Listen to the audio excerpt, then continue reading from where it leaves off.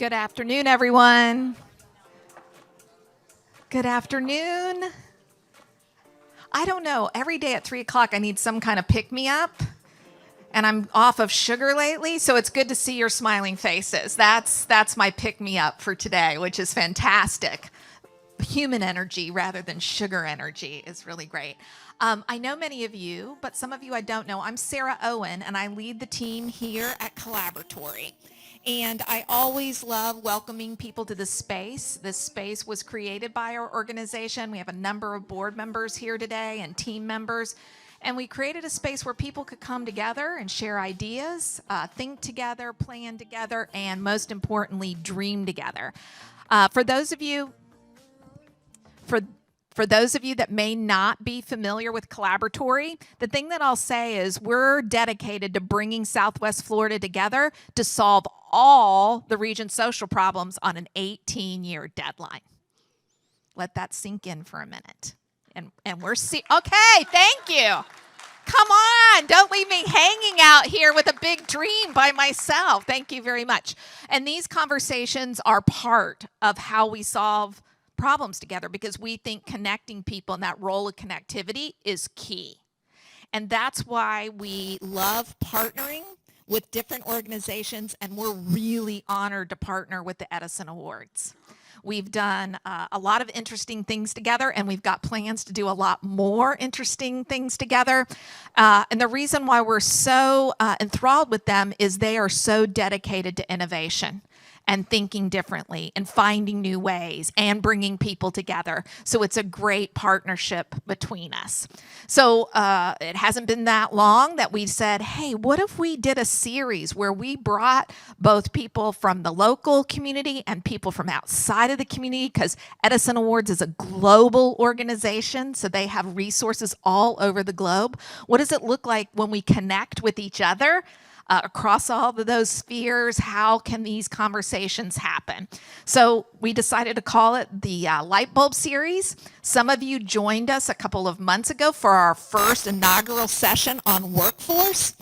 And if you remember, I promised there would be another one coming in the summer. I thought it was about desserts, but it's not. It's about deserts. I can't tell you how bummed I am. I thought, oh, a session on desserts. This has got my name all over it. But no, it's deserts. But I can't wait. I'm really excited for the conversation. And we want you all to be involved in the conversation too. So before I pass things over to our esteemed moderator and panel, please open the inside cover of your program, because this is how we will be able to be in connection with you. There's a connection there to get onto our Wi-Fi, and then there's instructions on how you will be able to submit questions to the panel. So as you're listening and thinking and something pops into your mind, if you submit a question there, at the appropriate time, the moderator will be able to access those questions and pass them on to the panelists. So I just want to be sure that everybody, I don't know about you, but it might take me 3 tries to get connected sometimes. So be sure to take a minute now and just check out that ability to do that, because we do want to hear from you. And I know all the panelists do as well, because this is the idea around Collaboratory is it isn't just the sages on the stage, right? It's the people, the humans in the audience that sometimes have the best ideas and the best innovations and the best questions, and we want to hear from you. All right, so I see that you all are busy at work at that. Keep going. If you have any trouble, just raise your hand, and one of our team members will be happy to help you. What's the guest password? It should be right there in the front. Look right in the front. See, but look, I'm really appreciating you, Graham, because you're asking what everybody else was thinking. So thank you for that. All right, today's moderator, I couldn't be more excited to introduce Sandra Viktorova. She is an Emmy award-winning journalist, producer. She has covered things from terrorism to hurricanes. I mean, there isn't a topic it doesn't look like that you haven't either covered as a reporter or a journalist or produced. I can tell you that she dove deep into research to prepare for this panel. You might recognize her voice when she begins talking because she is the morning edition host for WGCU, and she also is an entrepreneur and owns her own production company. So she's going to be our guide and our Sherpa today, guiding us through this conversation. We're honored that you agreed to do the moderation, and we so appreciate you lending your talents to us today. So with that, I will pass it on, but don't leave early, because in the spirit of innovation and big announcements, there will be a really exciting announcement from one of our partners here on the stage before you leave. So you don't dare want to get up and go out early. All right, I'll pass it on now. Thank you so much. I can't wait for the conversation.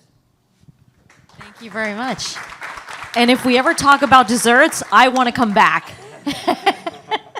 Well, thank you all for having me today. And I'm so excited to be here. I'm honored to be here because my favorite people in the world are problem solvers. And I know all of you are here because you want to be part of the solution. You want to be problem solvers. And of course, our panel here are three amazing problem solvers. And we're going to talk to each of you and hear about the amazing work that you do.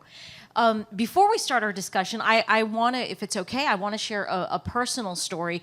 This whole idea of food deserts, tech deserts, I didn't, you hear about it on the news, but I never really understood the impact of it till I met a young man by the name of Juan.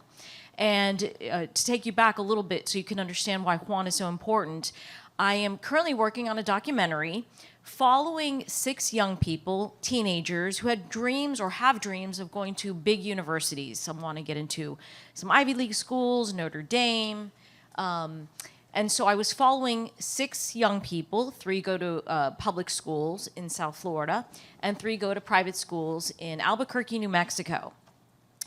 And all of them honors students, work super hard, study hard, try to be active in their community, volunteering.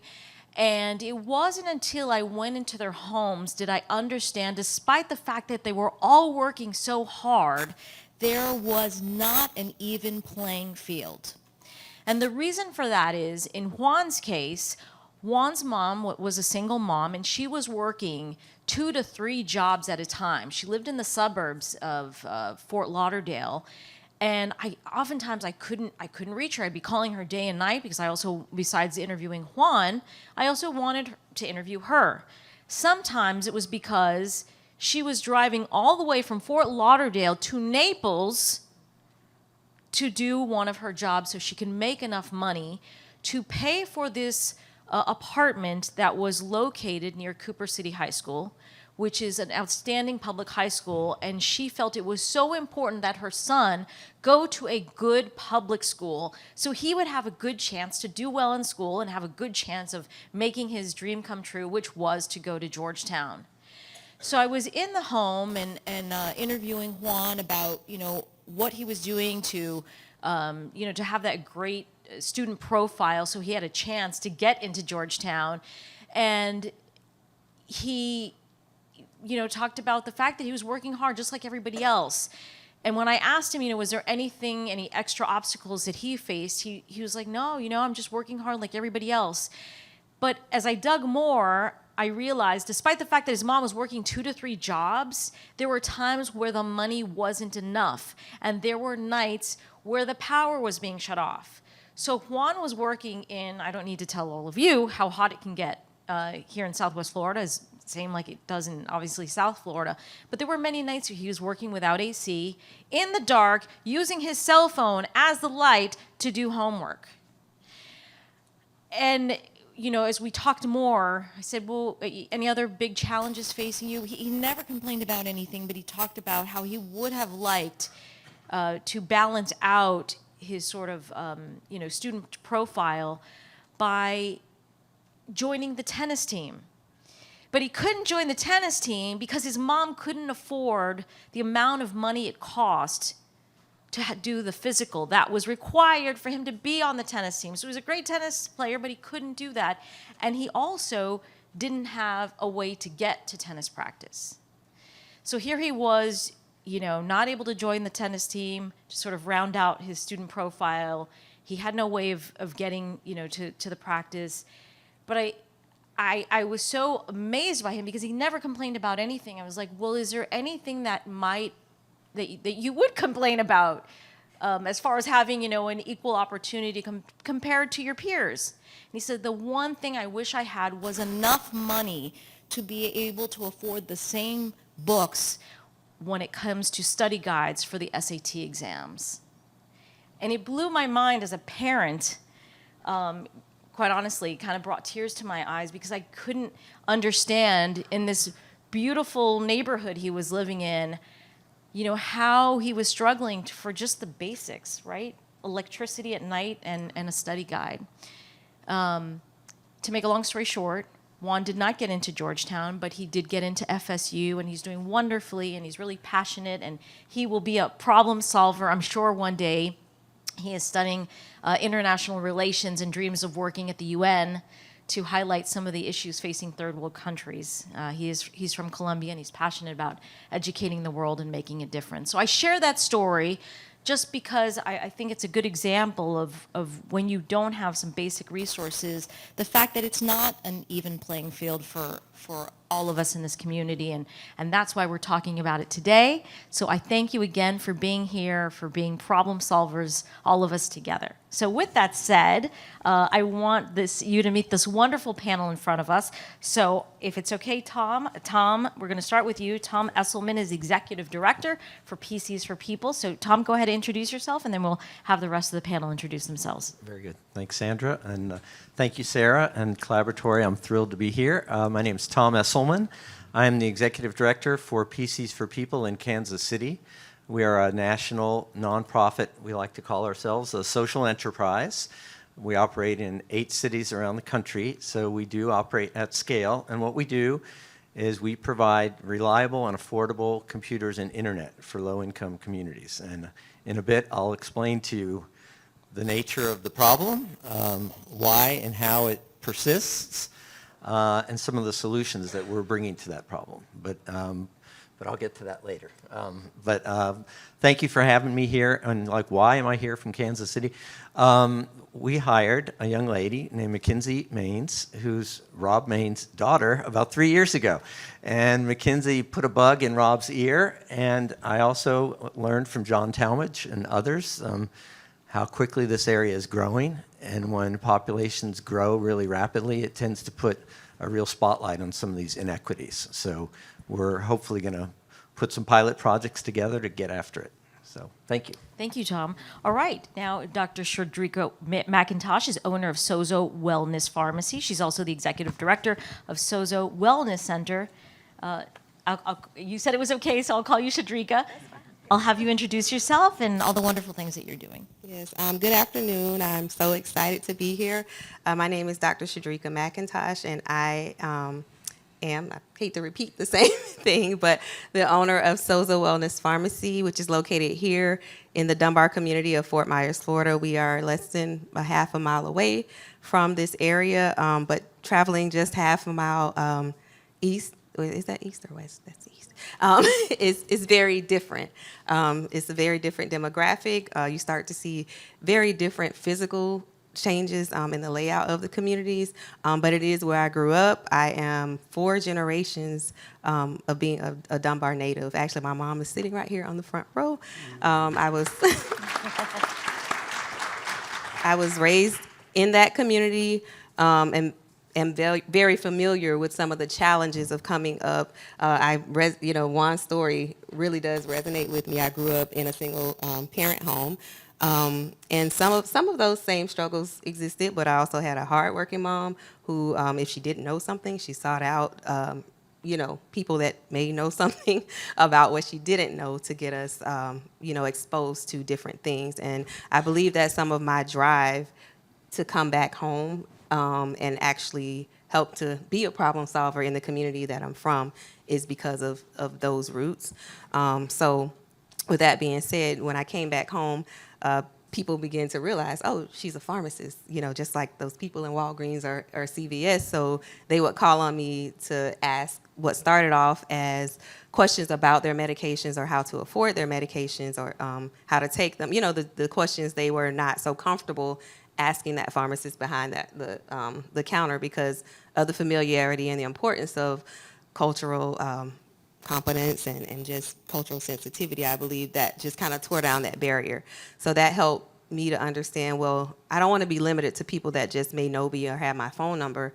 There needs to be a place where people can come to access these services. So that was the motivation. I really didn't want to be a business owner. I fought it with everything in me, but then it also kept me up at night too, because it was a problem that needed to be solved. And while I didn't have the answer, and I'm still figuring it out every day, my why just kind of keeps me going.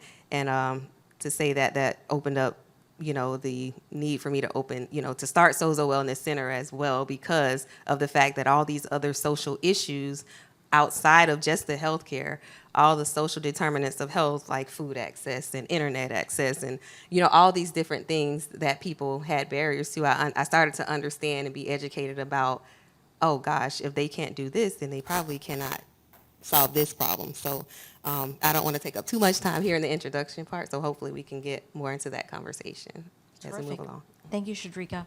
And finally, we have David Erickson. He is the CEO of Echo. So tell us a little bit about you. Well, thank you. It's great to be here with all of you today and to hear from my fellow panelists. We are focusing on deserts today, and the particular one that Echo focuses on globally, but locally it's called food deserts. And just to kind of follow on the story, Sandra and I were speaking before the panel started, and I was just noting the fact that Echo is not a production farm. We are a research and demonstration farm, but in the process, we produce some fresh fruits and vegetables. And so, as part of our commitment to the community, we tithe from those fresh fruits and vegetables. And last year, we were privileged to donate almost 4,000 pounds of that. And the question is, where did it go? Well, we've partnered with a local organization called Cultivate Abundance, and they work with Immokalee farm workers. Now just think about that for the minute. One of the areas, there are many of them, but one of the areas of great need for nutritious, fresh fruits and vegetables is the farm worker community in Immokalee. And that's kind of a symptom of some of what we're going to be discussing about the challenge that people have, that they're willing to work, they're willing to do whatever they need to do, but they cannot sustain their lives in healthy ways and further their personal and family development. And so what Echo has been around for 40 years, and we engage these challenges in a number of the dimensions that we're going to talk about, everything from educating people to both the challenge and the hope, and also providing support to organizations in the community that are engaging the challenges. We are very much not a go-it-alone organization. We believe the power is in equipping and resourcing and elevating other organizations who can also tackle different facets of this challenge. So that's just a bit. Wonderful. Well, thank you all again for being here today. So obviously to talk about solutions, we need to really understand the problem. So let's start with that. Help us, obviously you'll focus on your own areas, but help us to understand the scope of the problem. So let's start with the tech desert. How big of a problem is it? Where does it exist? Does it exist in Southwest Florida? Great. All right, so first of all, we live in a digital age, right? Does anybody doubt that? And it's only been really the last 20, 25 years that that's occurred. So what does that mean if you're low income? If you take a map of all the lowest income neighborhoods around the country, just overlay home broadband adoption, like internet in your home, the lowest adoption rates for home broadband exist wherever there is poverty, wherever there are low income. Think about it. You're struggling as it is to pay your electric bill and your water bill. So now this thing comes along called internet, and that's another utility you have to pay for. You're struggling to put food on the table. So just think about that. Tens of millions of low-income families since the digital age started have just simply gone without home internet. So if they go without home internet, they're less likely to have a computer. And why is this problem continuing to persist? COVID hits. All of a sudden, everybody needs internet, everybody needs computers. Those who have been without it for 20 some odd years, they've already figured out how to survive. That's what you do. When you live in low-income neighborhoods, it's survival, right? So the government, the philanthropic community, everyone's throwing money and devices and hotspots. And guess what? If you have a hotspot and you're trying to connect your 4 kids and you and your husband and your family, and that hotspot doesn't give you good internet. So people continue to struggle. And so we've seen the problem get far more pronounced since COVID hit. Now, real quick to give you some sense of the solution, and then I'll pass on to others. This company called PCs for People started in 2008. So what's the context? It's a social worker. Actually, it was in 1998, not 2008. Social worker. He gets assigned a kid who got kicked out of school because he was hacking into the school system to change his grades. Right? So he gets expelled from school. Just on a whim, a friend of this social worker who worked for the county government, this is up in Minnesota, just gave him an old computer.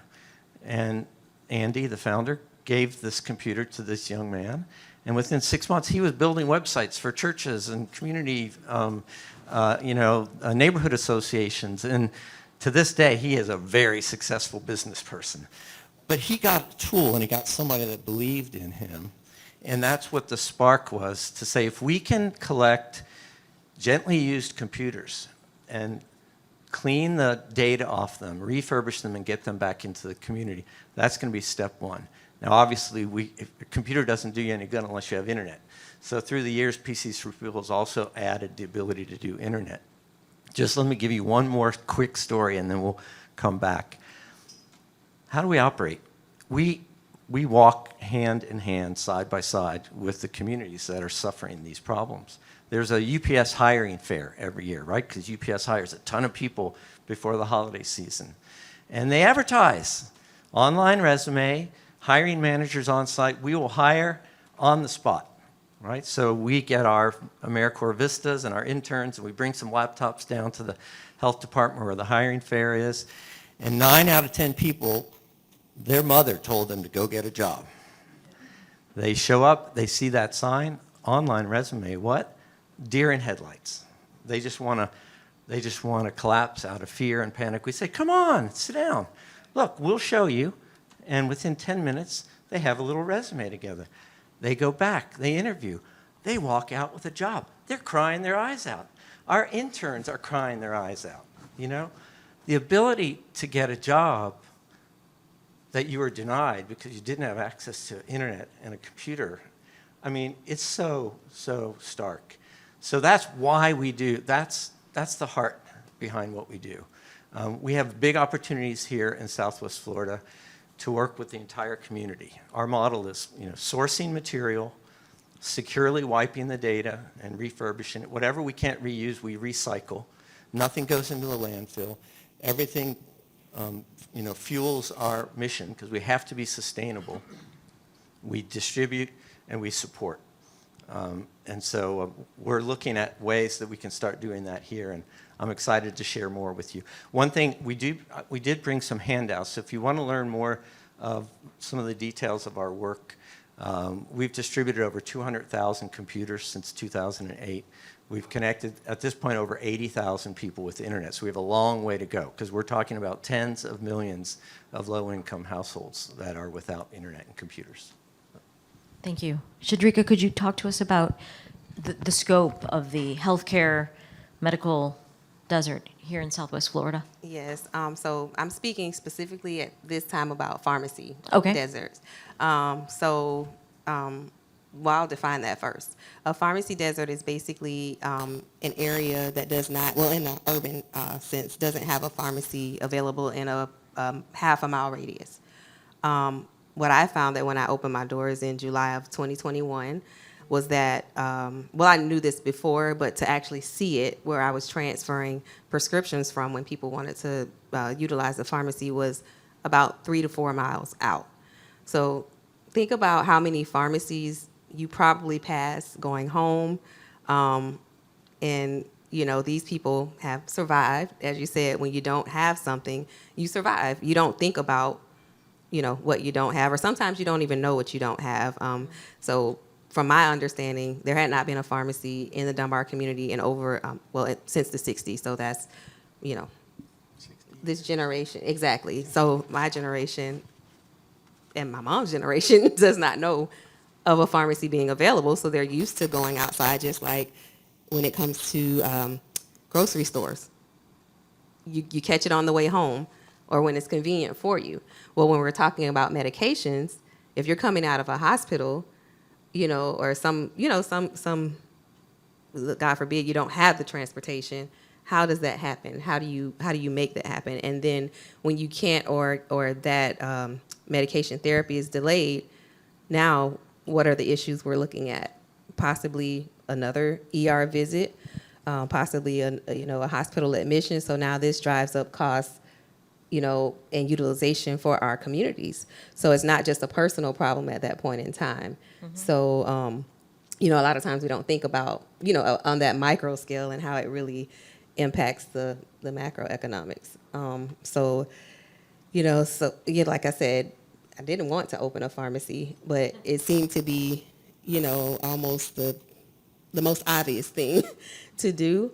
While it was the most obvious thing to do, now that the doors are open and we've been there for over a year, you know, now we're peeling back even more layers of what this really looks like. So while I'm there to be accessible to the Dunbar community, because I'm there and people begin to be aware, especially, you know, local government, and as I'm collaborating with other organizations, I began to hear more about, oh, well, people can get health care at times, but then when they walk out the door with a prescription, there's no help for how to afford that prescription. So now we start to build, you know, collaborations with, you know, Lee County Health and Human Services to kind of help with the homeless situation. And Bob Jane Empowerment Center is one of the places that we service. They're homeless, and they go to that shelter so that, you know, they don't necessarily have to end up in the care of the Lee County Sheriff's, or, you know, Yep. And that's just kind of to take care of their mental health. And so we service that, you know, that facility. Most recently, we have a relationship now with Salvation Army, where we're just about to start with some of those people, helping to serve their medication access needs. So, you know, just by being there and being a presence, we didn't even know, you know, the scope of the issue. I knew what I knew, but then, you know, you like I said, you start to peel back the layers and be a problem solver for so many other issues that have come to light. So at this point in time, you know, we're trying to grow. Like I said, it's just been a year since we've been open here on the pharmacy level. So, you know, we're growing slowly, but at the same time addressing some of these challenges. And we're fortunate to be here, but we definitely could use the support, you know, of any other community organizations that, you know, it's all about partnership. Partnerships, yeah, absolutely. Exactly. So I'll go ahead and let you move on because we got Okay. time. Thank you, Shadrika. So, Dave, let's talk about, obviously, your area of focus, which is food deserts. And it blew my mind when you said that Immokalee is struggling with these issues. So help us to understand how big of a problem it is in our community. It was stunning to me to read. I mean, we've been involved at a significant level in the community for a long time, but most of my time and energy goes into the global dimensions of ECHO's work.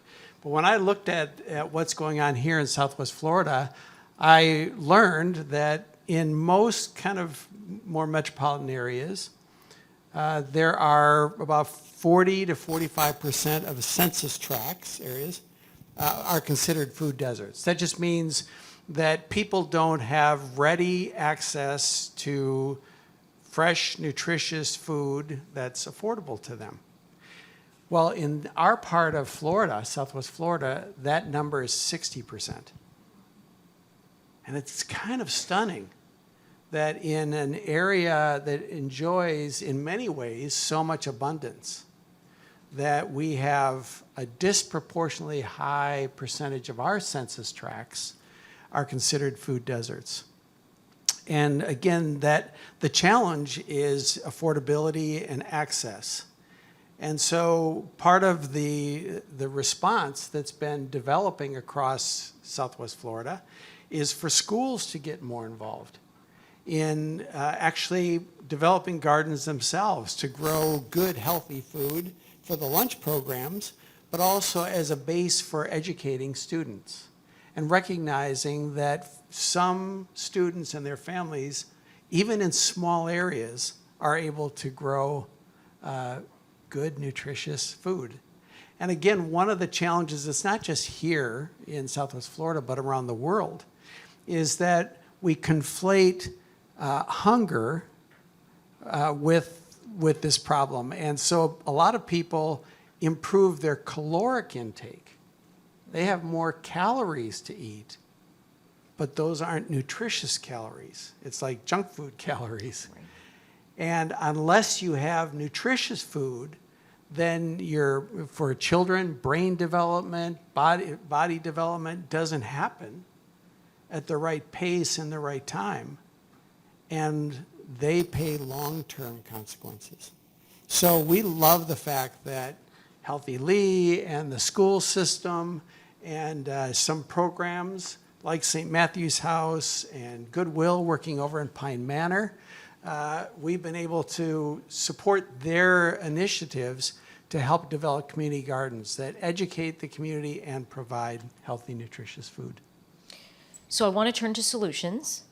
So we can jump around, or Tom, you can just start with what is the solution to the problem, and what do you need more of, or need period, to start creating answers for a lot of folks in our community? So to kind of offset my response to that, one thing I wanted to make sure you were aware of, for 3 years, about 10 years ago, I worked in Sarasota, and I got to work with an amazing woman, Deborah Jacobs at the Patterson Foundation, Roxy Jurdy from the Sarasota County Community Foundation. And the reason I say that is because it just felt so natural to meet Sarah and Collaboratory, especially the Department of Entanglements. Oh my gosh, never before has something seemed so relevant to the way I respond to this question, because I want to refresh your memory. I said this digital divide problem continues to persist in a really hard way. So many solution providers like to think in a linear fashion. Mm-hmm. Well, if they don't have internet, let's just give them internet, right? So you'll see companies like Google Fiber, AT&T, just rolling out these internet programs in housing authority communities, affordable housing communities, whatever. So is that solving the problem? Well, first of all, like Shadrika was saying, people, they don't know what they don't know. They've survived for 20 plus years without internet. Now you're coming into my apartment, you're coming into my home to install something because you're telling me that I need it, right? We've been doing a project with the Housing Authority in the city of Austin over the past couple of months. And one of the lowest income high-rises that also has the most persistent health care problems among the residents required a health screening for every resident before, in this case, Google Fiber, along with PCs for People, was allowed to enter into their apartments. Okay, that's fine. Safety for everyone. But then we find out that a lot of these residents have not had a health care visit in 2 years because of COVID. So what kind of health problems are they dealing with? And how does that affect their lives? One guy flew off the handle after Google Fiber installed his new internet because they didn't rehook his speakers back up correctly. And he just lost it. Really, really sadly, he wound up getting evicted because he pulled out a weapon and he was really, really threatening. We backtracked. No one realized he had been diagnosed with glaucoma about 6 months ago. He had his glaucoma surgery scheduled 2 days after the installation of the internet. Nobody realized that. Nobody brought that consideration into mind when they went into his apartment. So now, just giving a guy free internet resulted in him getting evicted because they weren't thinking about just the human dignity of how do you present these things, right? So you talk about entanglements. What's the solution? So it's the classic, it takes a village to solve this problem. Right now, the federal government has a great subsidy program called the Affordable Connectivity Plan, ACP. As long as you qualify 200% of the federal poverty guideline or below, you get $30 a month to pay your internet bill and a one-time subsidy of $100 to buy a computer. That's great. Do you know how long, on average, it takes for a low-income resident to decide to enroll? And we have national research on this. The average is 87 minutes for a single person to go through the enrollment process. They're scared. They don't know. What am I doing? Why am I giving you my personal information? So we're going to be working with the community to get computers donated. We're going to recycle, refurbish. But where you're going to see the biggest need for resources, what's called digital navigators. They can be staff. They can be volunteers. They are people with heart. You don't have to be a tech genius. You just have to be able to sit down and look someone in the eye and say, just tell me about your life. Just tell me what's happening in your life. Because if we don't nail the meaningful use cases for people to get internet and computers, we can give them stuff all day long and it's not going to solve the problem. So I hope that makes sense. We're going through a process now where most of the big commercial internet providers, it just doesn't make business sense for them to take 87 minutes to sign up a person for free or low-cost internet. They're just not going to do it. They'll roll in and they'll install it and they'll leave. So that's why that's not solving the problem. It takes nonprofits like ours who understand and can continue to work. And when I say we don't understand how to solve the problem. We understand that we have to get to know the people we're working with so that they can help us make sure that what we provide for them is something that they want, that they need, that will make a difference in their lives. So there's a lot of work left to do. We're passionate about it. We love it. We know we're making a difference, but it is very, very laborious. It's one person at a time.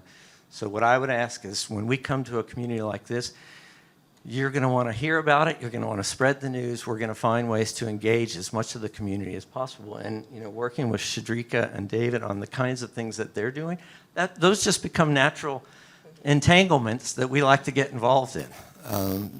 Because it's no wonder unemployment is low in areas where broadband adoption is low. Entanglements, right? One thing leads to another and vice versa. So. As far as getting the technology that you need, tablets, computers, how is that going? So our model, PCs for People, is we provide kind of IT end-of-life service. That's what we call it. Because, look, if you're going to get affordable computers into the hands of low-income families, they already get so much just handed to them and taken away, or if you've grown up in poverty, why should you suffer further indignity by having a kind of an old crappy piece of hand-me-down technology? So we want the best computers possible. You get the best computers from big companies, banks, law firms. Those companies won't donate their computers. We have to provide a service to them. Normally they get charged a fee for recycling companies to take their old computers. PCs for People, we invest in data security and responsible recycling. Nothing goes into a landfill. Every hard drive gets wiped. We're certified by the National Association for Information Destruction. Why does that matter? It gives us the credibility to collect computers from the Federal Reserve Bank, from H&R Block, from, these are the companies that have the best computers, and that's where it starts. I'm mentioning John Talmadge. I had a great meeting with him today, and so grateful for the connections that all of you are going to help us make. But tech is out there. It exists in every market, and we just have to ask for it and show that we can put it back into the community for these purposes. So that's where it begins. I see you want to jump in, so go. Well, I was just thinking, I'm listening for what are the takeaways that we're going to get from this day. And one is obviously that anything to be effective needs to be linked with organizations and people that already have presence and relationships and engagement at the community level. And that the other, another key one, just from what Tom was sharing and a little bit of the conversation we had before we started, is this idea that, human beings share some common things around the world. And when I'm engaging like this, I remember a story that our director in West Africa shared with me about they'd gone into a remote area in Burkina Faso, this impoverished country in West Africa. And they were there for 4 days training community people in small-scale agriculture and gardening and kind of low-cost, high-impact outcomes. And at the end of the time, the chief of that village took our director aside. And he said, we've had many people that have come here from the city. And I think that was kind of a euphemism for maybe a little bit full of themselves, a little bit know-it-all, a little snotty, whatever. We've had many people that have come here from the city. And they've had a lot of ideas about how we should live. And we've had trouble hearing them. But you and your team have been very different. You've been humble. You have lived among us. And I want you to know that we have heard you very well. And I think that's part of this difference about if we think we have solutions, or even if we do, the way that we engage each other and the way we engage communities makes all the difference in terms of having change that's owned, that's sustainable, and that is enduring. Shadrika, you want to add to that? I was going to jump in and say to that point, it's the approach.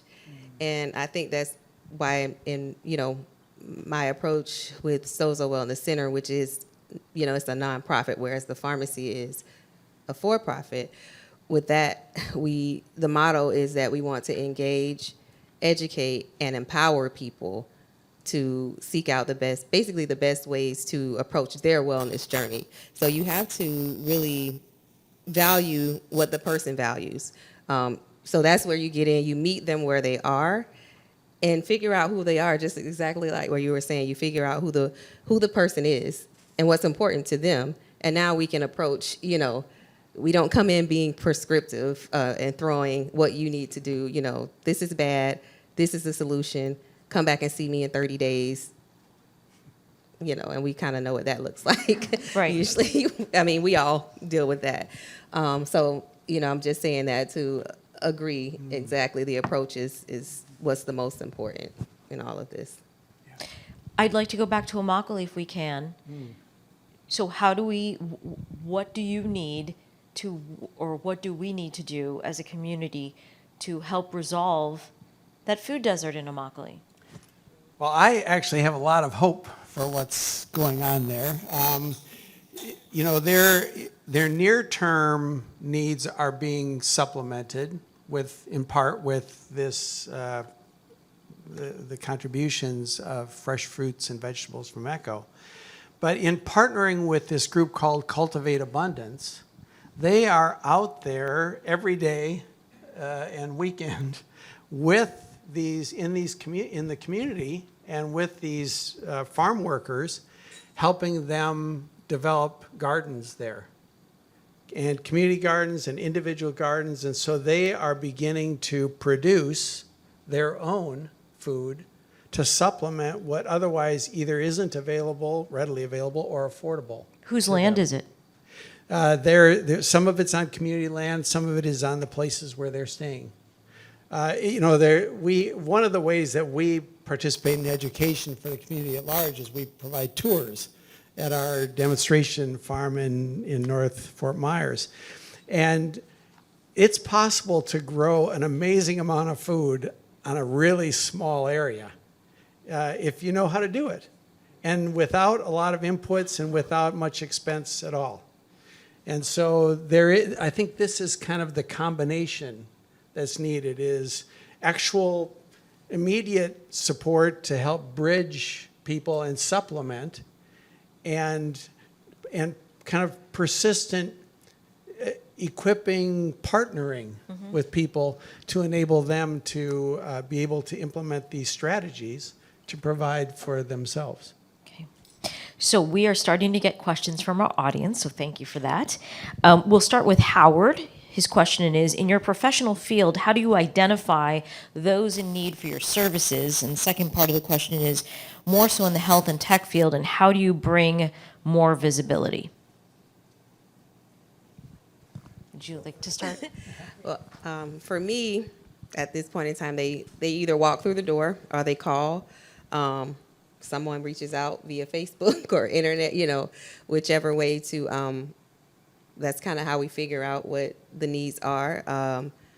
It usually starts with a phone conversation once they make that initial contact.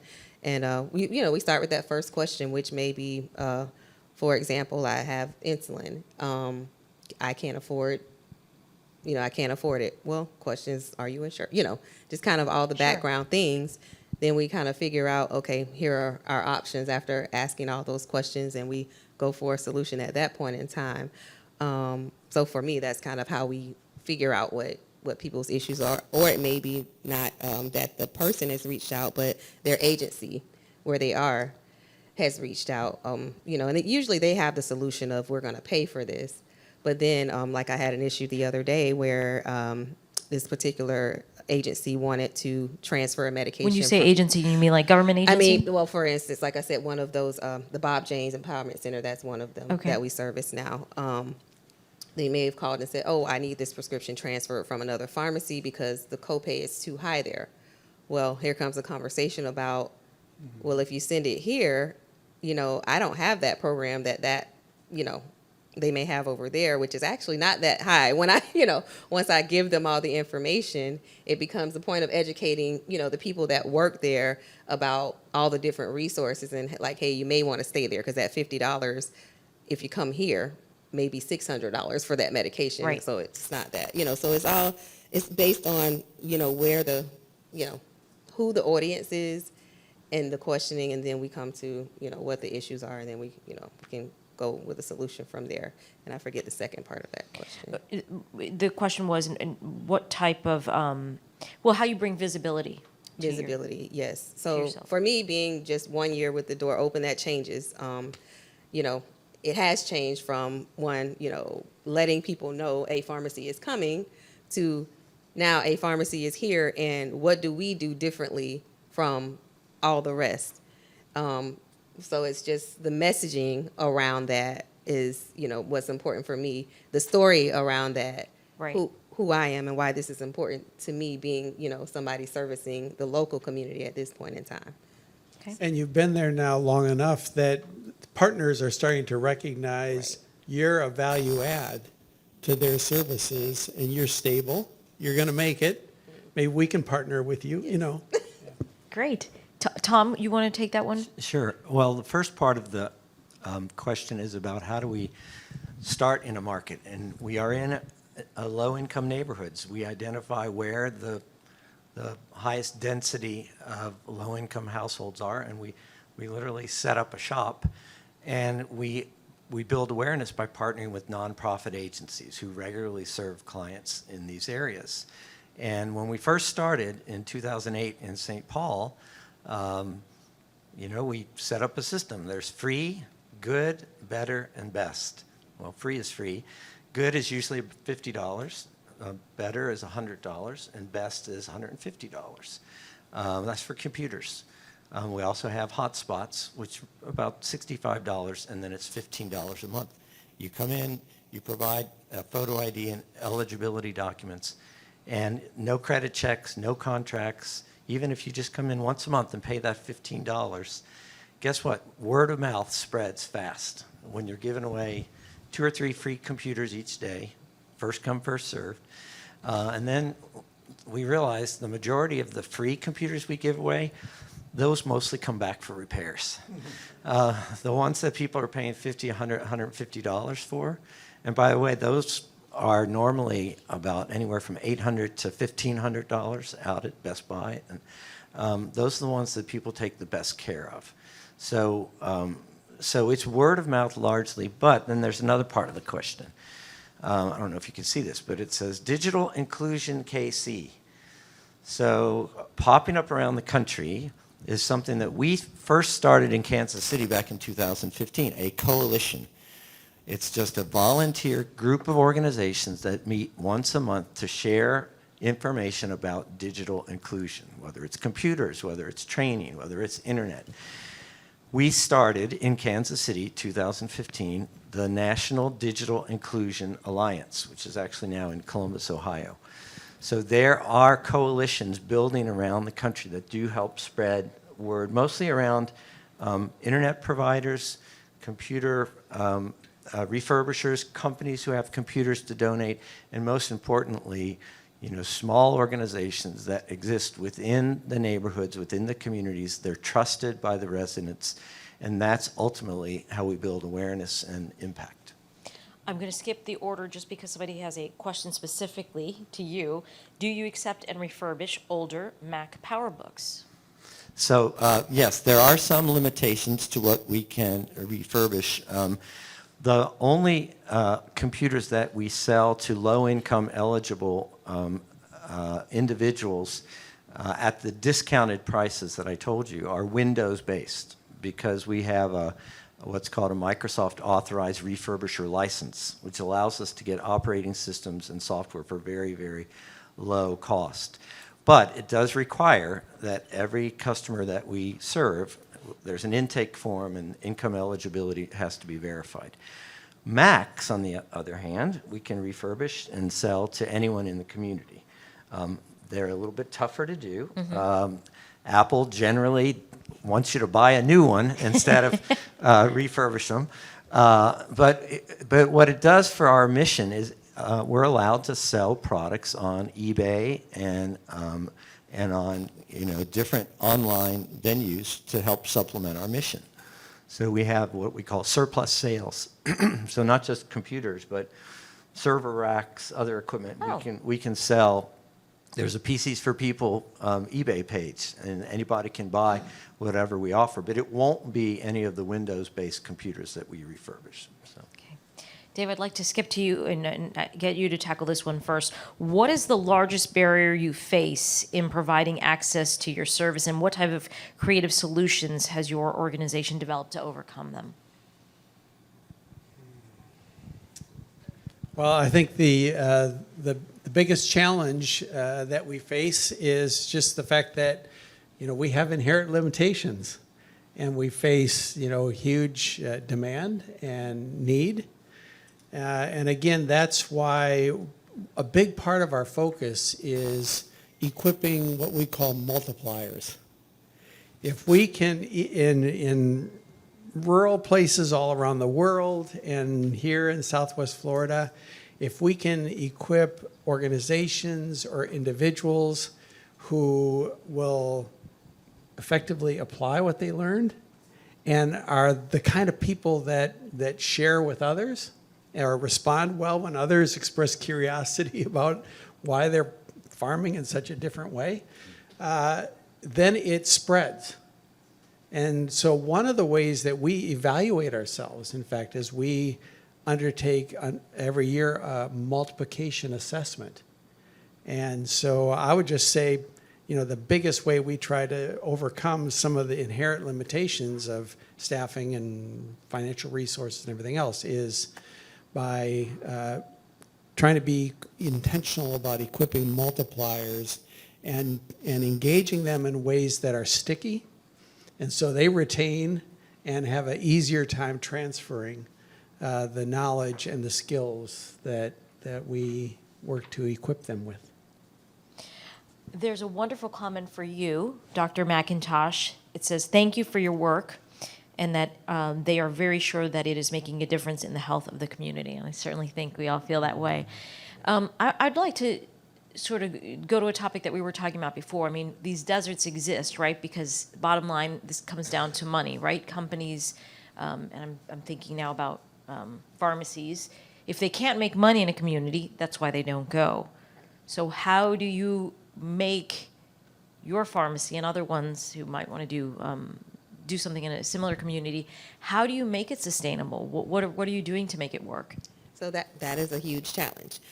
So pharmacy is very highly regulated, and one of the biggest challenges, which we talked about earlier, was the regulatory part of even getting a license to do that.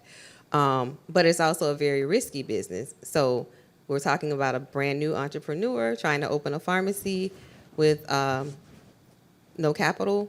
So that was the initial challenge. So that's why I want to kind of bring up programs like the Impact Investing Program here at the Collaboratory. That was huge in overcoming a hurdle, a barrier. Tell us about the program and how Yes, it helped you. Absolutely. So this program is pretty new. I'm actually the first business owner and social entrepreneur, meaning, you have a social cause behind the for-profit business that you're running. So you may not always see a return, as big of a return in profits, but you also measure the social impact of what you're doing. So that's something that the Collaboratory really got behind, and we're still figuring it out together. I think I see so many familiar faces that were a part of that, and that are a part of that program. It was a grueling about, I think, 2 years jumping into that without a promise of capital, but the Connective Cohort Program brought in about 10 entrepreneurs to basically give us a whole boot camp, I would say, of how to start a business, how to run a business, just operating from the point of creating a business plan, but also helping you to sustain, helping you to create those financial projections, those things that are scary to someone that I'm a pharmacist with my eyes closed, but I don't know anything about business. I didn't study business, but it was a great support in that aspect, and they've been walking alongside the business ever since the funding occurred. So what happened was that there was a $220,000 capacity loan that was loaned to the pharmacy directly from the Collaboratory, but there was also a $50,000 loan as well from Catalyst Community Capital. So together they provided $270,000 of startup funding for that pharmacy, which again, it's a loan, so meaning that it's a revolving, it's revolving. So as I pay it back, it goes in to be available for another type of business similar to what the pharmacy is. What did that funding mean to you? That funding was everything, because I couldn't walk into a traditional bank, and get money, because again, it's risky. Right. Go ahead. Can I question the premise of your question? Absolutely, go for it. To me, I understand being an entrepreneur as well. Understand this question. Okay, well, how are you sustainable? But I think that the real objective for us, and you mentioned being accountable for impact and performance, the real question is, are the people that we are engaging, are they becoming more sustainable? I think because I don't see how any of our work can become self-sustaining and us continue to invest in the communities and the nature of work that we're doing and what it requires to be or have the chance to be transformative. But we absolutely need to be accountable for engaging and serving and tracking what we're doing, Right. so that we can demonstrate impact and change in the lives of the key communities and the people that we're serving. To me, that's the measure. And the fact that it's going to take support from the community at large or other, to enable us to get there. This is true for all three of our organizations. And I don't think any of us shy away from that kind of accountability. Right. But it's simply, if it were possible, I think it would have happened. It wouldn't be needed if it was possible to do it on a profit or even a self-sustaining basis. Tom, you want to add to that? I do. It can kind of be a two-edged sword sometimes when you get too obsessed with how you measure success. Here's what I mean. And one of the things we started doing back in 2012, as I mentioned, we do an intake for every customer. And every year, once a year, they're required to update their income eligibility documents. So they go through the questions in the intake. Well, a couple of the questions are, what's your household size? What's your annual household income? So we have over 300,000 pieces of data since 2012 that would suggest that year on year, the customers that we help, their annual household income has gone up on average by 15%. Now think about it. If the average annual income of our customers is less than $15,000, well, what's 15% of 50? It's not a lot, but it's more food on the table when you're able to. So that's one result. So that's good. Are we making a difference in their lives? Sure. But if you rest your laurels on something like that, you're totally missing the point. That's what I was wanting to say, is that just be careful to say, oh, that's success. It's one part of success. But this term that I mentioned, meaningful use cases, is becoming more and more. We don't know the answer to that, but we're striving to make that how we define success, is in the words and in the livelihoods of the people that we work with each day. I want to go back a moment, and this is a question I love to ask people when we do our wonderful Gulf Coast Life talk show every day. Why should people care? And I loved what you just had to say.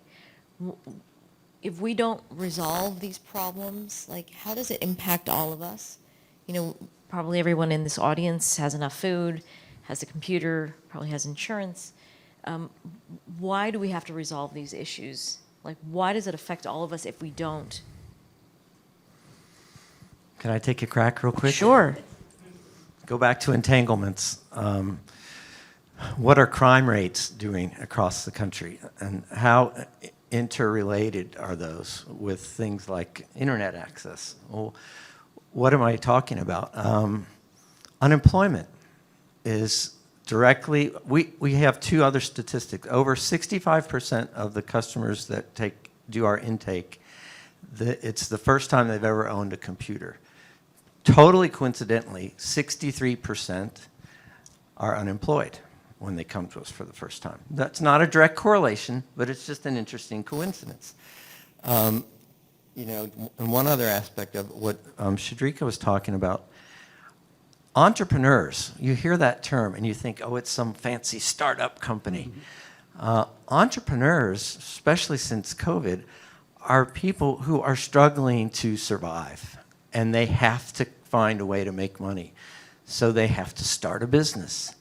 And what we have found, we just got a grant from the Kauffman Foundation in Kansas City to help informal entrepreneurs take an assessment, because over here is this ecosystem of business development supports, collaboratory, others.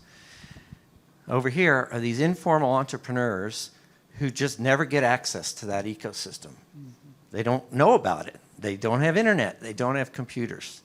So one of the things we're trying to do is provide them the basics of internet and computers just as a bridge to then get connected with the ability to apply for a grant, with the ability to talk to a banker about what their business would need. So it's just very, I think, going back to what David said, you just have to think about the interrelationship of all these issues and just be thoughtful about it, and don't believe going into it that we have the answers. We just have to be thoughtful about what are all the interconnections that can cumulatively help to solve the problem?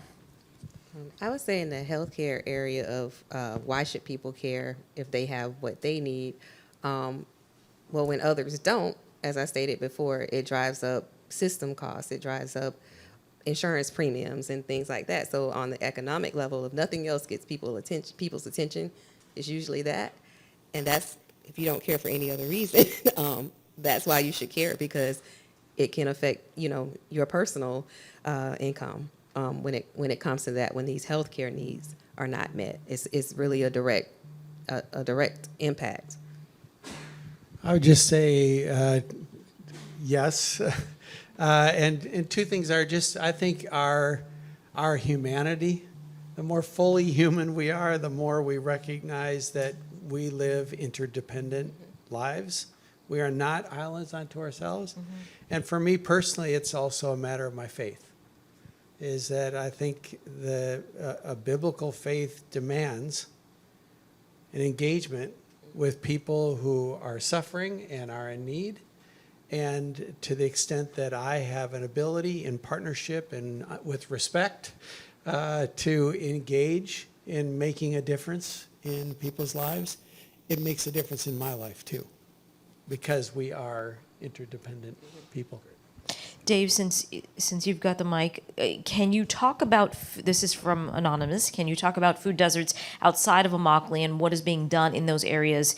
Is Caring Abundance working in those areas? Well, Cultivate Abundance is focused on the Immokalee area, but there are a lot of other folks that are doing work in other parts of Southwest Florida, and spurred on by Healthy Lee, the Reset Southwest Florida is involved in trying to mobilize and equip people, again through the school systems. We also partner with FGCU.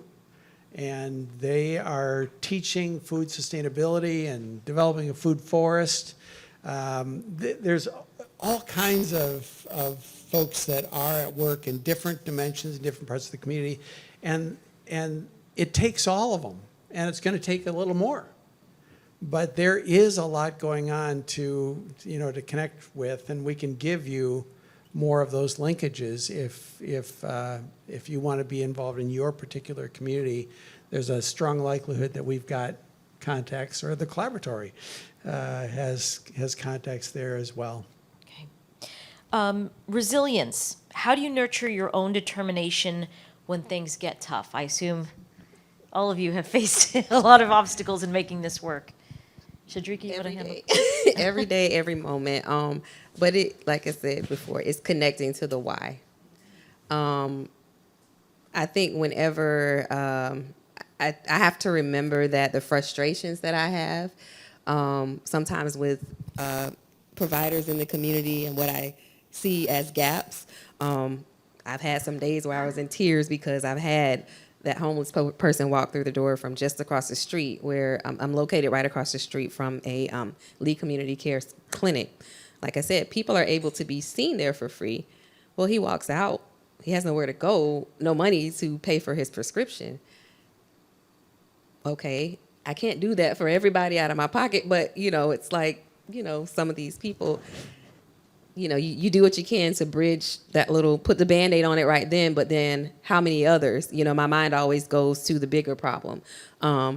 And then, it drives me to the frustration, and then I have to realize I'm frustrated by it because maybe I'm supposed to be the one to help in being a solution to that problem. Maybe that's why nobody else has seen it, because they don't see it as a problem, and it doesn't bother them, but it bothers me because I'm supposed to do something about it. So that kind of keeps me, in the fire, despite, the challenges and the frustration. So for me, it goes back to the why.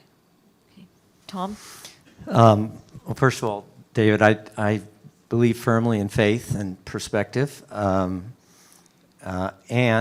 sometimes a little humor. My favorite comic is Pearls Before Swine. I don't know how many of you are familiar with it. My favorite character, Pig. He's walking up the hill to the wise ass on the hill. Oh, great wise ass, is it possible to get through life unscarred? Wise ass says, yes. if you take no risks and live a life that's no life at all. Pig comes down the mountain and says, I'm choosing scars. You know, one thing I've learned through the years, just how your brain works. The one thing in life that we can control, there's only one. I challenge anyone on this. You can only control how you choose to react. So, you know, choose to be positive. Choose to get up, you know, the next day. Hope the sun comes out. You know what? Sometimes it won't.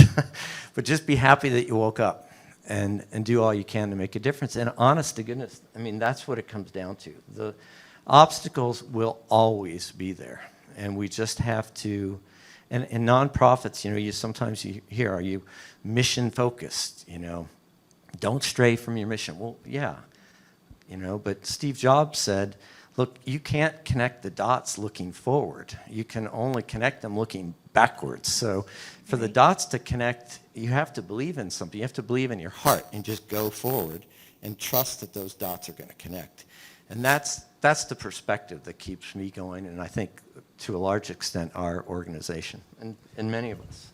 I would just, again, agree with those things and add, you know, in addition to the faith, which is a deeper underpinning to engagement, is what so many of us had to do, especially during the pandemic period, is what came to be called pivot.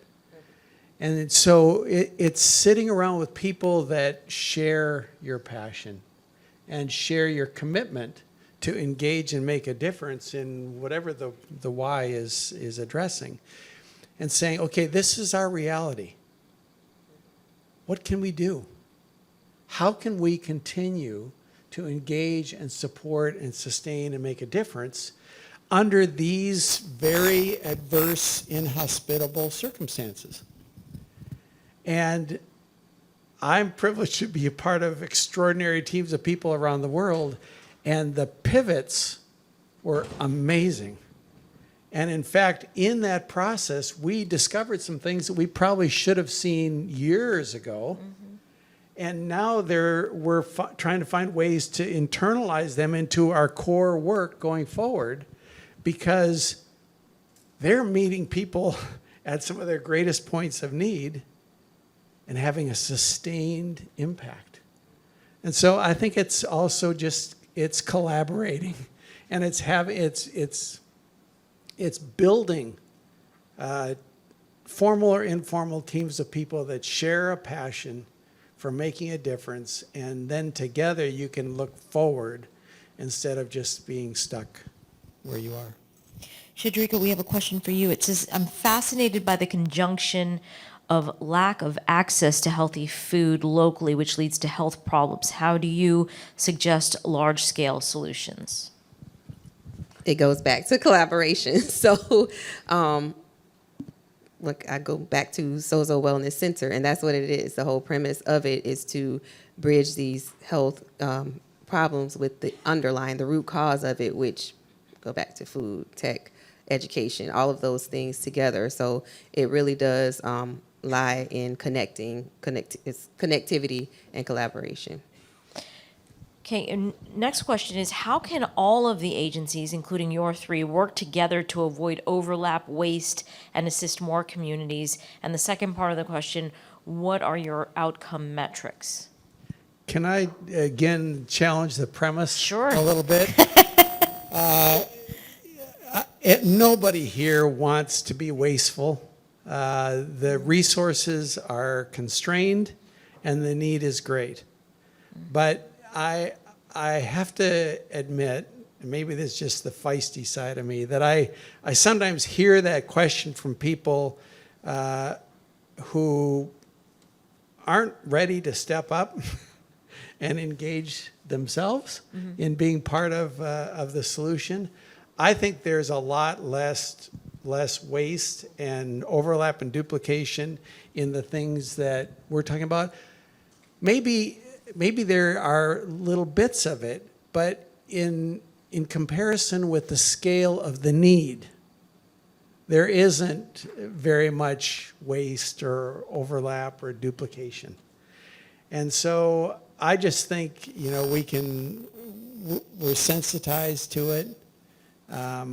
Because we're all so core motivated toward the why and the need, we're not just mindlessly duplicating somebody else's efforts to check off some box. I just think that, it's a future problem of having so much good stuff that's appropriately targeted and engaged going on that we're having overlap and duplication. That will be a good problem to worry about in the future. So I think everyone hearing this discussion today is probably like, hopefully, what can I do? How can I make a difference? And that leads me to this question. How can we as members of the community help take action in reducing these resource deserts? More than spreading awareness, what are ways to be involved? Tom, you want to start? Yeah, and I'm going to tag a bit of a response to the last question into the response to this question because, first of all, having forums like this are amazing. So when you have engaged communities that are willing to put issues out for those who are stepping up to the plate to want to learn more, that's great. And that's why I talked about the importance of having coalitions and things like that. It makes collaboration less forced. If you're just talking to each other and you just naturally want to help where someone wants some help, but you don't feel forced to say, oh, am I checking off my collaboration box today? It has to be genuine, and it has to be natural, and that just comes by having lots of open forums to make sure you know who's who.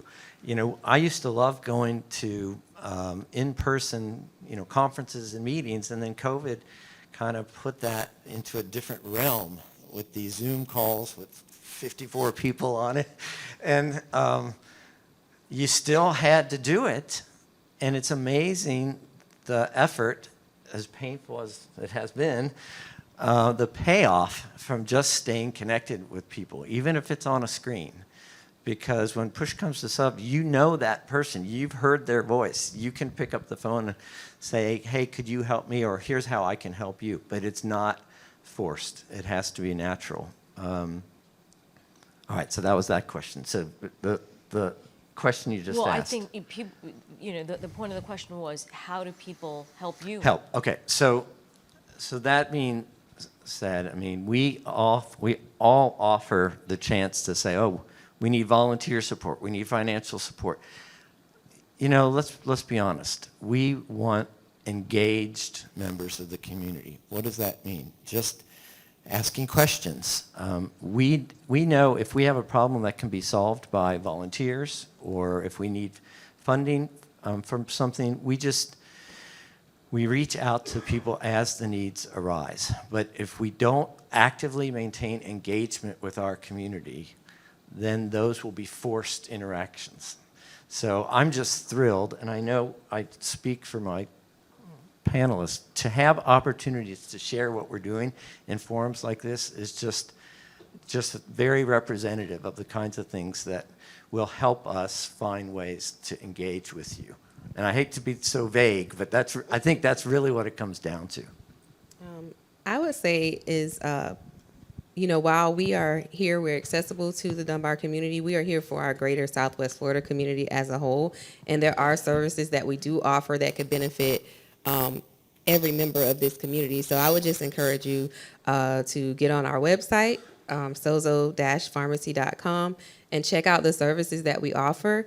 If you can't utilize those, to refer others that can, because when we have people like you, utilizing those services, it helps to offset and kind of help us be sustainable. Not kind of, it helps us to be sustainable so that we can do the work of minimizing these gaps and the disparities in healthcare in our underserved communities. So that's what I would encourage everyone to do as it relates to what we do over at Sozo Wellness.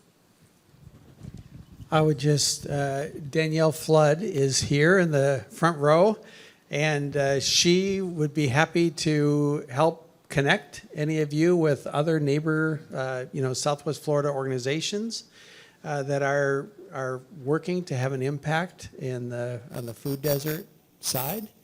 So we'd be happy to do that. We always welcome, we've got a robust volunteer program where I look around the room and see some ECHO volunteers present here, and financial support for all of our organizations. But a big thing is sharing the word with other people. Just people, that they know about Sozo. And if the services fit, plug in. But you're likely to come across somebody that could benefit if only they knew about it. One of my griefs is when I hear about people around the world that have been struggling with a challenge and they're positioned to make a difference, and they didn't know about ECHO, and they haven't been equipped to extend their impact. It would have blessed them and their communities, and it would have been good for everybody. And I think the same thing as Tom and their work gears up, that people know about the availability of these services. People know that you can actually, rather than having your electronics go into a landfill, they can actually be repurposed and make a difference, benefit the community. So again, I would just say yes for all of us. This is a great conversation and an opportunity, because you are people in the community that care about these issues, and you're connected. And so you are our multipliers today that are going to carry these messages and information about these endeavors out to other people who either directly can benefit themselves or can be impactful through their engagement. Just a quick add-on to that, and it's going to sound like I'm bragging, but I'm trying to make a point. In the 7 years I've been doing this work, we've received a lot of grant funding from family trusts, foundations, philanthropic divisions of corporations. I think there's probably been only 2 times where I requested a grant, and it was the first time that the funder heard from us. Almost every single grant I've gotten is because there was someone on the other end of that conversation that was interested in what we were doing, and they essentially told me what to write the grant for. We want to write for this amount, do this, and I'm like, again, I'm not saying that to brag. I'm saying that because that's the solution, is having a community that's willing to listen and engage. So when you do go to them, they'll talk with you and they'll go, oh, well, we can help you with that. Why don't you write this grant for $22,000 and we'll help you pay for that, whatever, and that's really how it's worked best for us. Okay. We've got about 15 minutes left, so I'm going to start hopping through these questions. Tom, this one for you. Do you plan to do any work in the rural counties here in Southwest Florida, DeSoto, Glades, Henry? So I can't answer that specifically yet, but broadly speaking, yes. And here's what I mean. Because the newest type of work that PCs for People is doing, we got a license from the FCC in October 2020 to be an internet service provider. And it's because the FCC opened up a new layer of the broadband spectrum called CBRS, Citizens Broadband Radio Service. And it's higher speed at lower cost and lower frequency, so it doesn't interfere with a lot of the other commercial signals. What we've been able to do, for instance, in urban areas, you have high rises, and if everybody has a hotspot and they're all using them at the same time, it interferes.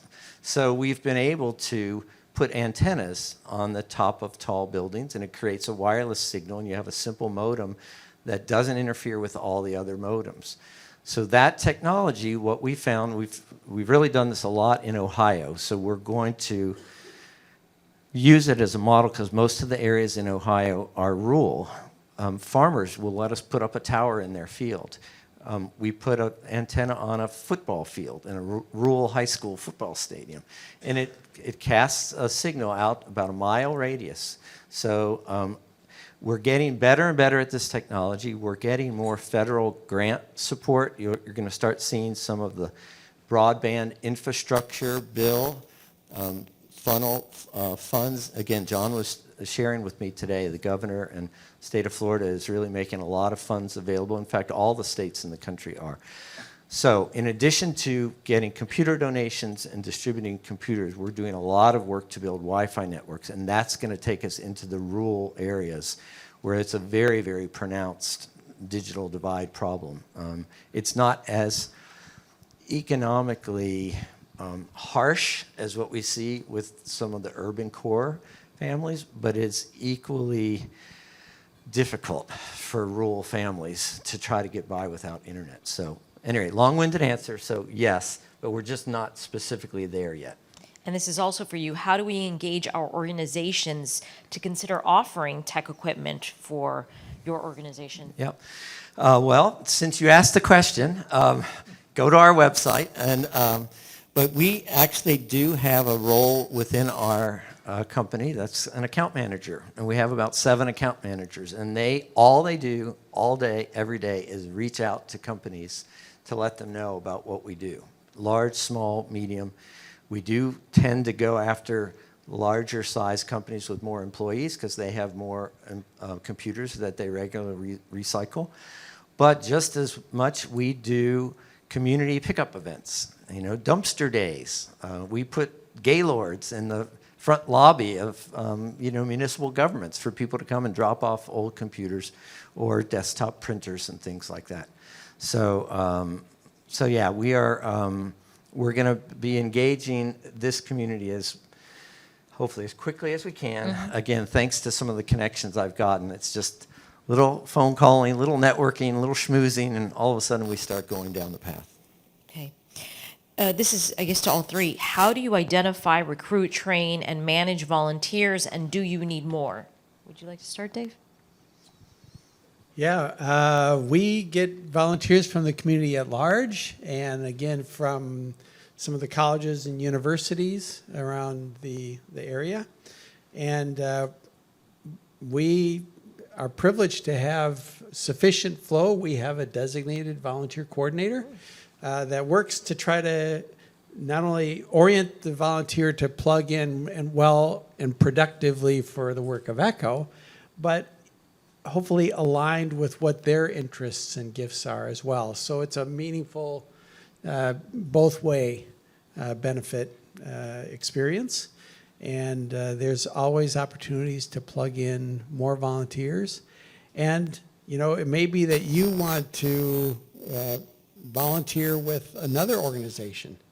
And again, we'd be happy to do what we can to connect you so that because it is this system that we talked about that has to all be moving forward to address the underlying needs. But volunteers are an awesome gift to our organization, and I suspect to my friends here as well. Shadrika, Yes. what volunteers do you need? So at this point in time, I really would need somebody to help me as far as that goes. So that is a need, volunteer coordinator on the Sozo Wellness Center side.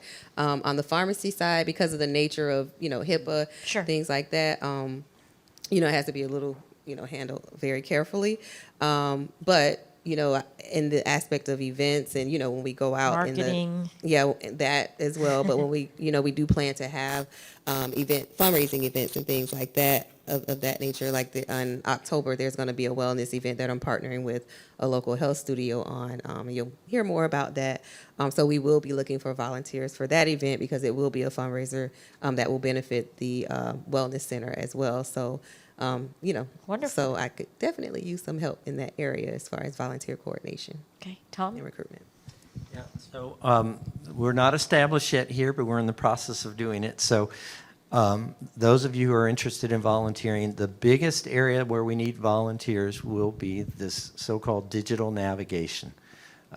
Once we start distributing computers, building Wi-Fi networks, having a team of people that can just sit down and engage with residents and just talk to them and get to know them, it makes an enormous difference.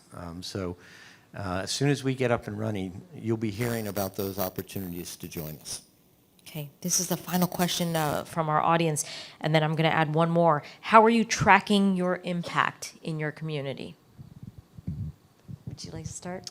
Yeah, we track the people that we serve, that we train in a sustained way, And we pay an organization to independently follow up with them and find out, well, did they actually participate in this ECHO training that our records say they did?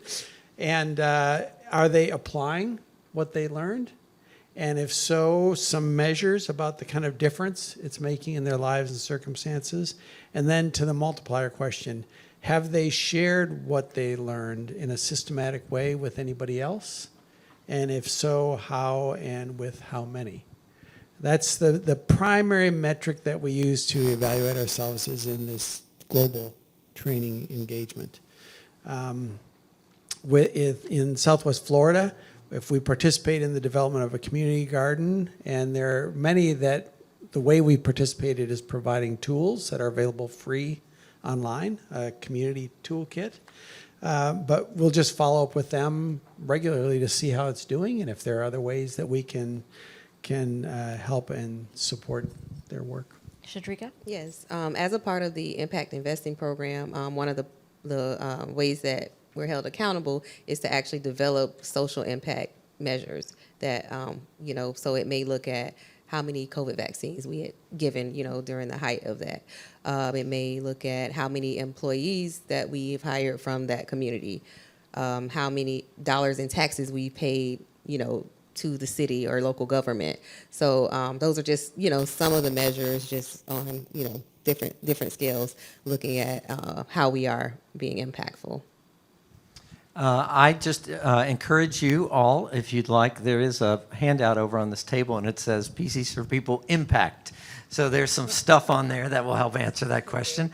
But more specifically, traditionally we have our own database, our own CRM, and so we've been able to track what we call a heat map of all of the computers and internet connections we've done around the country. And by the way, we also have an online, you can order computers from us online at pcsrefurbished.com, and it has all the income eligibility stuff. So the heat map that shows all the computers and internet connections we've done since 2008, it is an exact overlay with the highest intensity and density of low-income populations in every city in the country. We have shipped computers to all 50 states. We've shipped computers to 12 foreign countries as well. So that's one measure. Now that we're building Wi-Fi networks, we're also creating coverage maps. So we're starting to show communities where we operate in that are now getting coverage through our affordable internet. It's never going to cost more than $15 a month, and with the ACP program, it'll be free. So we're going to start looking at communities where we can get the capacity to align with the need and just start seeing how many of those coverage maps we can make the word contiguous. So we have contiguous coverage zones in low-income communities. So that's kind of how we track our impact. Well, I am excited about this conversation. For selfish purposes, that is because I have now found 3 great story ideas. When I talk to my news director, I can say I've got 3. So I will make sure that we do a story to spread the word on your wonderful work. I know the audience would really, a lot of them would like to do something, be a problem solver. So real quick, just one by one, how do they find you? How do they connect with you? And then we'll close. Echonet.org is our primary website. If you're looking for knowledge resources, echocommunity.org. We have tours that we offer all the time. We've got one of our wonderful Graham Scott docents here. So you can come on a tour. About 7,000-8,000 people a year choose to do that, and their support helps support our mission. Thousands of school children every year come for tours. So come for a tour if you're a gardener or you want to get into gardening. On October 22nd, we have the kind of launch of the gardening season here in Southwest Florida. We have a Get Into Gardening event all day on that Saturday, and discounts on plants and seeds and classes and ways to just learn more about that. And then you can look ahead to next February. We have a Global Food and Farm Festival every year in February. And typically 15 to 1,800 people will come and enjoy being on our global demonstration and research farm, and games and educational opportunities for young and old alike, and sampling international foods and lots of wonderful things. So there are a lot of ways for you to engage with the mission of ECHO, and we welcome you. That's fantastic. Shadrika. Again, you can find us on the internet at www.sozo-pharmacy.com. We're also on social media. We have a Facebook as well as an Instagram, which you can find links to both of those on the webpage. We are located, and we would love for you to come by at 3510 Dr. Martin Luther King Jr. Boulevard here in Fort Myers in the Veronica Shoemaker Plaza. And you can find everything you need on the website once again. Clean out your closets. Seriously, I think the very first thing I'm going to be doing, working with both the municipal government and the Lee County government, is raising awareness of the need for computers from organizations and individuals. And we could start organizing collection events before we even have any kind of operation here. That's something that you can do right away. Even if we haven't organized it yet, think about your basements and your garages and your closets and all those places where you have old computers. And it doesn't matter. If we can't refurbish it, we'll recycle it. And that includes cords, mice, keyboards, anything. Make sure that stuff doesn't, number one, it doesn't go in the trash. And number two, don't leave it sitting around your house. I'll work with John and others, and we'll start organizing some collection events. And work with your neighborhoods too, because like I said, if you don't already have like dumpster day events, or once or twice a year do collection events, that's a great way to accumulate gently used electronic items that ultimately we'll be able to use. Wonderful. Tom, David, Shadrika, thank you so much for your time. Thank you, everyone, for being here. Thank you to the Collaboratory. Thank you very much.